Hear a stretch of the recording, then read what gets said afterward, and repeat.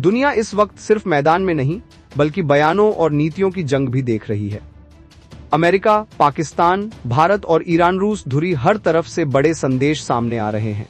America बोला Venezuela का तेल हमारा है, पाकिस्तान ने भारत को दी ऐतिहासिक हार की चेतावनी, दिल्ली का जहर लखनऊ तक पहुंचा और ईरान, रूस ने दुनिया को दिया सीधा संदेश। क्या दुनिया एक नई टकराव वाली सियासत में प्रवेश कर चुकी है? आदाब, नमस्कार, मैं अनीस अंसार और आप देख रहे हैं ग्लोबल आवाज, जहां मिलती हैं देश विदेश की बड़ी खबरें, कम समय में ज्यादा जानकारी। तो चलिए शुरू करते हैं। पहली बड़ी खबर, वेनेजुएला के तेल पर अमेरिका का दावा। अमेरिकी राष्ट्रपति डोनाल्ड ट्रंप के करीबी और व्हाइट हाउस के deputy chief of staff Stephen Miller ने वेनेजुएला को लेकर एक बेहद विवादित बयान दे दिया है। मिलर ने कहा है कि वेनेजुएला का तेल असल में अमेरिका का है और दक्षिण अमेरिकी देश द्वारा अपने तेल उद्योग का राष्ट्रीयकरण अमेरिकी संपत्ति की सबसे बड़ी चोरी है। उन्होंने यह भी दावा किया कि अमेरिका की मेहनत और तकनीक से वेनेजुएला में तेल उद्योग खड़ा हुआ था और बाद में उसी संपत्ति का इस्तेमाल आतंकवाद और नशे की तस्करी को बढ़ावा देने में किया गया। हालांकि अंतर्राष्ट्रीय कानून साफ कहता है कि किसी भी देश के प्राकृतिक संसाधन उसी देश की स्थायी संप्रभुता के अंतर्गत आते हैं। इस बयान ने अमेरिका के उस दावे पर भी सवाल खड़े कर दिए हैं जिसमें वह कहता है कि वेनेजुएला से तनाव की असली वजह सिर्फ ड्रग तस्करी है। पाकिस्तान का दावा, सच की लड़ाई में जीत। इसी बीच पाकिस्तान से कड़े और सियासी रंग वाले बयान सामने आए हैं। पाकिस्तान के प्रधानमंत्री शहबाज शरीफ ने कहा है कि पाकिस्तानी सेनाओं ने सच की लड़ाई में जीत हासिल की है। हरिपुर में एक कार्यक्रम के दौरान उन्होंने दावा किया कि भारत को दिल्ली से मुंबई तक ऐसी हार दी गई जिसे वह कभी नहीं भूलेगा।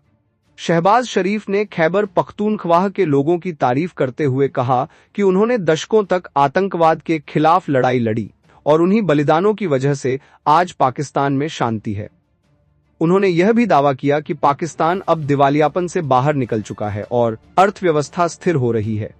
गौरतलब है कि इसी साल मई में भारत ने पाकिस्तान और पाकिस्तान प्रशासित कश्मीर में ऑपरेशन सिंदूर चलाया था, जिसे भारत ने आतंकी ठिकानों पर कार्रवाई बताया था। दिल्ली का प्रदूषण लखनऊ तक, देश के भीतर भी सियासत और हालात टकरा रहे हैं। समाजवादी पार्टी के अध्यक्ष अखिलेश यादव ने कहा है कि दिल्ली का प्रदूषण अब लखनऊ तक पहुंच गया है। ये बयान ऐसे समय आया है जब लखनऊ में घने स्मॉग के कारण भारत और दक्षिण अफ्रीका के बीच अंतर्राष्ट्रीय क्रिकेट मैच रद्द करना पड़ा। अखिलेश यादव ने कहा कि यह सिर्फ कोहरा नहीं बल्कि दिल्ली से आया जहरीला स्मॉग है। उन्होंने यूपी सरकार पर तंज कसते हुए कहा कि जो पार्क शुद्ध हवा के लिए बनाए गए थे उन्हें भी बर्बाद किया जा रहा है। उन्होंने लिखा, मुंह ढक लीजिए कि आप लखनऊ में हैं। ईरान रूस रणनीतिक साझेदारी का ऐलान, अब रुख करते हैं मॉस्को की ओर। ईरान के विदेश मंत्री अब्बास अराकची ने रूस में कहा है कि ईरान रूस रणनीतिक साझेदारी सिर्फ दोनों देशों के हितों की रक्षा नहीं करती बल्कि वैश्विक शांति और सुरक्षा का अहम स्तंभ है।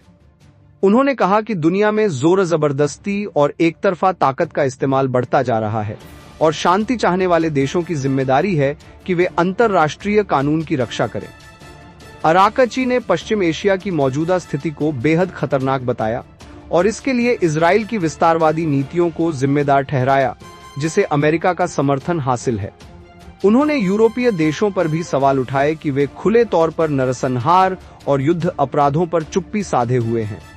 ईरान के परमाणु मुद्दे पर बोलते हुए अराकची ने कहा कि आज की स्थिति अमेरिका द्वारा समझौतों के उल्लंघन और वर्ष 2018 में जेसीपीओए से बाहर निकलने का नतीजा है। इन सभी घटनाओं से साफ है कि दुनिया इस वक्त सिर्फ टकराव नहीं बल्कि नई ध्रुवीय राजनीति की ओर बढ़ रही है। अमेरिका संसाधनों पर दावा कर रहा है, दक्षिण एशिया में बयानबाजी तेज है, देश के भीतर पर्यावरण संकट गहरा रहा है और ईरान रूस जैसी धुरियां खुद को वैश्विक संतुलन का विकल्प बता रही हैं।